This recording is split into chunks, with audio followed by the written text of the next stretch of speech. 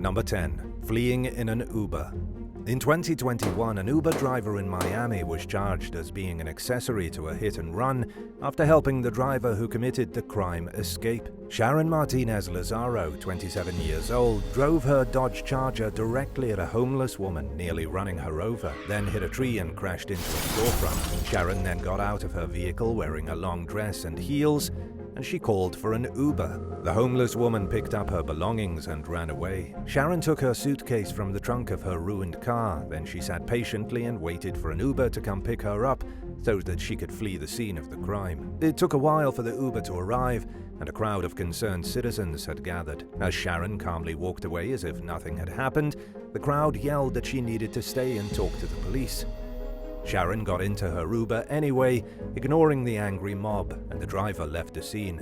The folks in the crowd had enough video evidence for the police to track down Sharon and the driver both. Sharon was arrested and charged with fleeing the scene of an accident and property damage. The driver, Bobby Stone, was charged with accessory after the fact. He knew she was trying to flee an accident, and he helped her do it anyway. Number 9. Walmart horror. For Justin Wade Gardner, 2023 started off violently. As Justin drove through the parking lot of a Walmart supercenter, he was overcome by a sudden urge to cause chaos.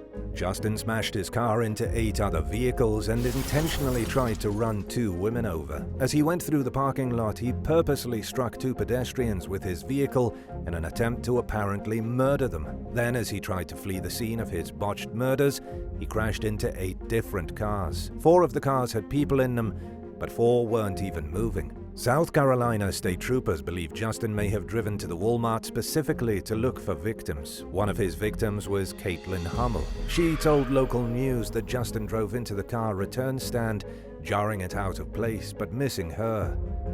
He hit the cart return so hard that it dislodged, bumping into Caitlin. Realizing he had missed his opportunity, the driver then went for another woman and hit her hard enough to knock the lady off her feet. There was an explosion of chaos in the Walmart parking lot, and Justin tried to flee the scene before he was pulled out of his vehicle by an angry mob. That was when he hit the 8 cars as he tried to pull off an escape. The police soon caught up to Justin and made the arrest. He has already been charged with 4 counts of assault and battery and trying to flee the scene of an accident. Number 8. Chris Soules. Chris Soules enjoyed a brief 15 minutes of fame when he starred in the 19th season of The Bachelor. Maybe it was a little longer than 15 minutes, but his fame has dried up ever since he tried to flee the scene of a fatal crash. In Iowa in 2017, Chris slammed his tractor-trailer into another vehicle, killing the other driver. Chris didn't immediately run away from the scene. First, he administered CPR to the victim, then he called 911, and he even waited for the paramedics to arrive. It was the police that seemed to freak Chris out because he made sure to leave before they arrived. But he had already given out his name, and so it didn't take long for the police to track him down and arrest him. This started a chain reaction of events that left Chris short millions of dollars and being sentenced to 2 years in prison. Chris originally managed to avoid a trial by demoting the charge from fleeing the scene of a deadly accident to leaving the scene of a personal injury accident. The lesser charge knocked 3 years off the potential prison sentence. Then a wrongful death lawsuit was placed against Chris by the family of the victim, Kenneth Mosher. Chris and his parents shelled out $2.5 million in damages. And finally, 2 years after that day in April, when Chris's radical driving killed a person, he was sentenced. Judge Andrea Dreyer gave the former bachelor a suspended sentence of 2 years in prison, meaning he wouldn't have to serve time behind bars. He was also given 2 years of probation and ordered to pay a fine of $625. Number 7. Self-snitching car. In 2015, Kathy Bernstein crashed into a truck and a van, then fled the scene. According to police, Kathy was driving her Ford vehicle along Northwest Prima Vista Boulevard in Port Lucie, Florida, when she rammed into the side of the truck and the van. Her airbag went off, hitting her in the face and obscuring her view. But she still hit the gas pedal and sped away from the scene. At first, it looked like Kathy was going to make a clean getaway. However, she was betrayed by her own vehicle. Kathy was on her way to an easy escape when her car's 911 assist system connected her car telephone directly to the police. The system is designed to respond to an accident and automatically call the cops. The whole point of the system is to send response vehicles in the case the driver is unconscious or unable to phone the authorities themselves. In this case, the car gave the cops Kathy's exact location and all her personal details. Now unintentionally on the phone with the 911 operator, Kathy tried to talk her way out of it. She insisted that she had not been involved in a car accident, saying her car had not been hit at all. However, police officers saw through her lies.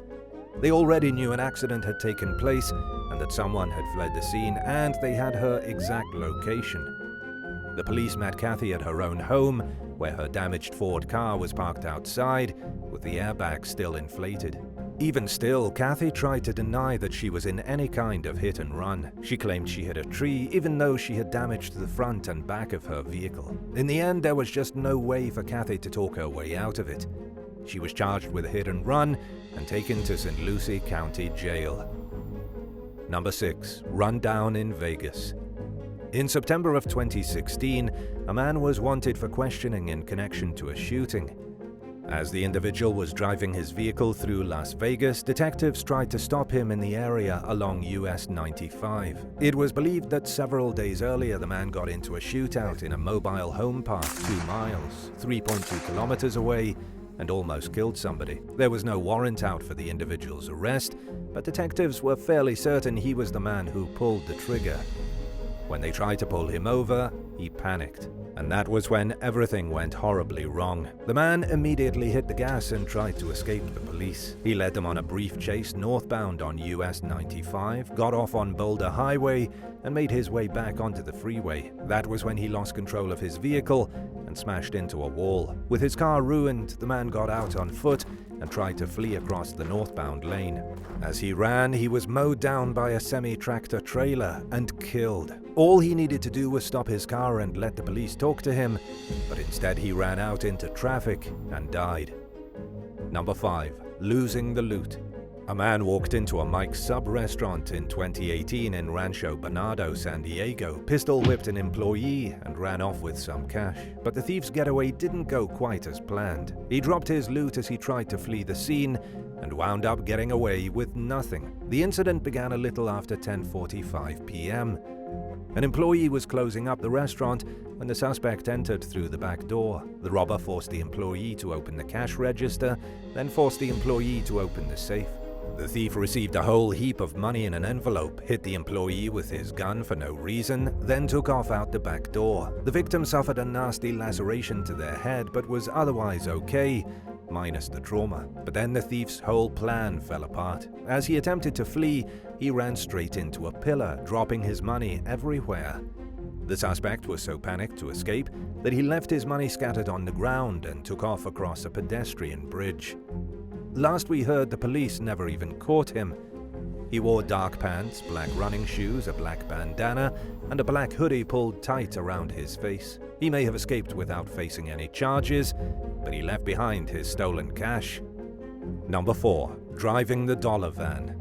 In March of 2020, a man driving a dollar van plowed his vehicle directly into the back of a cyclist. The accident happened near the intersection of Avenue U and Flatbush Avenue in Brooklyn around 5 p.m. It's not clear why the driver hit the cyclist, but he definitely tried to get away after. He slammed into the back of the bike, sending the cyclist flying over his handlebars to be crushed under the wheels of the minibus.